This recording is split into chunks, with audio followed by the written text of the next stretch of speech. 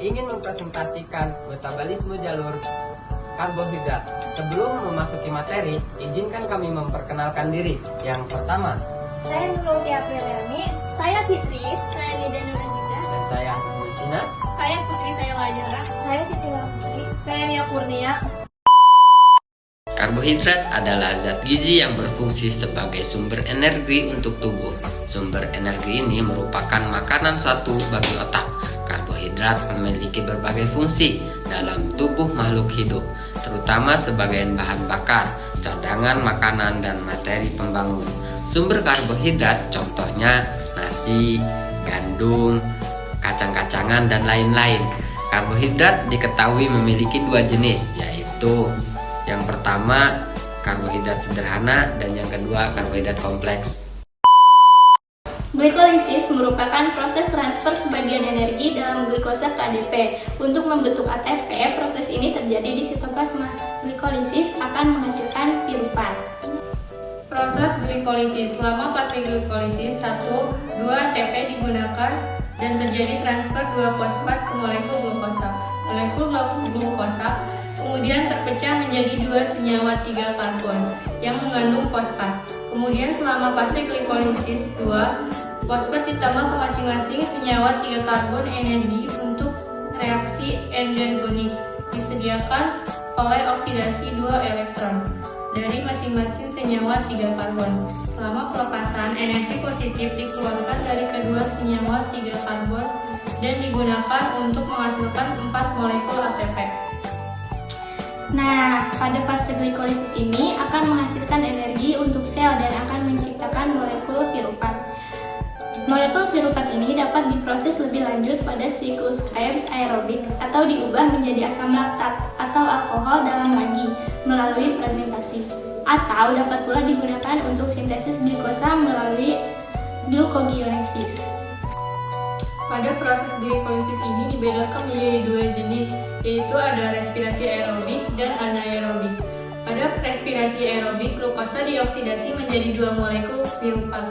Sedangkan yang kedua yaitu respirasi anaerobik, glukosa diubah menjadi 2 molekul laktat tanpa adanya oksigen atau di dalam eritosit yang tidak memiliki mitokondria. Siklus Krebs dapat disebut juga siklus asam sitrat atau siklus asam trikarboksilat. Siklus Krebs terjadi di matriks mitokondria. Siklus ini membutuhkan oksigen atau bersifat aerobik. Dalam setiap satu putaran siklus akan dihasilkan 3 NADH, 1 ATP, mulai dari GTP, dan 1 FADH2. Pada proses siklus Krebs ini, molekul privat 3 karbon dari proses glikolisis akan bergerak dari sitoplasma menuju matriks mitokondria untuk diubah oleh enzim kupat dehidrogenase menjadi molekul asetil CoA2 karbon, atau proses ini disebut juga karboksilisasi. Siklus Krebs dimulai dengan penggabungan asetil-CoA dan oksaloasetat oleh sintesis sitrat yang akan membentuk molekul sitrat 6 karbon. Asetil-CoA kemudian dilepaskan hingga dapat bergabung dengan molekul piruvat lain untuk memulai siklus lagi. Di sini kami mempunyai tips dan trik cepat menghafal proses metabolisme lewat lagu. Asetil-CoA sitrat isositrat NADH ketoglutarat NADH suksinil ATP suksinat FADH pumalat malat NADH oksaloasetat. Jalur metabolisme karbohidrat yang ketiga, transport elektron, merupakan proses perpindahan untuk menghasilkan ATP. Pada proses ini terjadi matriks mitokondria. Bagian dalam proses transport elektron menggunakan NADH dan PDH2 yang dihasilkan oleh siklus Krebs untuk menghasilkan ATP. Elektron dari NADH dan FADH2 ditransfer melalui kompleks protein yang tertanam di membran mitokondria bagian dalam.